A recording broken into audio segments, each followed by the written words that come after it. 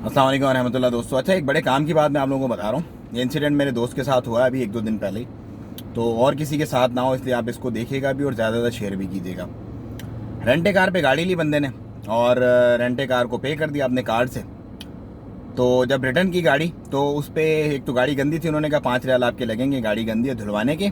10 रियाल का एक फ़ाइन आया हुआ था वो थे, और 8 रियाल का उन्होंने कहा फ्यूल भी आपको डलवा के देना पड़ेगा। हमने जब आपको दिया था उसमें 8 रियाल का फ्यूल था। उसने कहा ठीक है, मैं कल आके आपको पे कर दूंगा।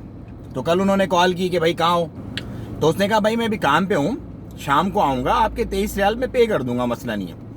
थोड़ी देर के बाद उसको मोबाइल पे मैसेज आया, your account has been debited with 23 OMR।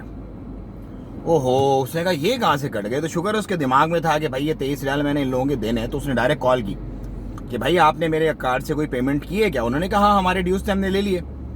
तो ये बताने का मकसद आपको ये कि किसी भी ऐसी शॉप पे या किसी भी ऐसी जगह पे अपनी कार्ड से पेमेंट करते हुए बहुत सोचिएगा, क्योंकि उन्होंने 23 रियाल लिए हैं तो 2300 रियाल भी ले सकते हैं, 23,000 रियाल अगर आपके अकाउंट में होंगे तो भी ले सकते हैं, 230 भी ले सकते हैं। मतलब कोई OTP नहीं आया उसको, कोई परमिशन नहीं, डायरेक्ट मैसेज आया कि अकाउंट से ये पैसे आपके कट गए। तो बहुत ख्याल रखिएगा अपने पैसे का भी और अपनी चीज़ों का भी, क्योंकि डिजिटल दौर है, सब चीज़ें आगे पीछे। मैसेज को शेयर करें, वीडियो को ज़्यादा से ज़्यादा। अस्सलाम वालेकुम।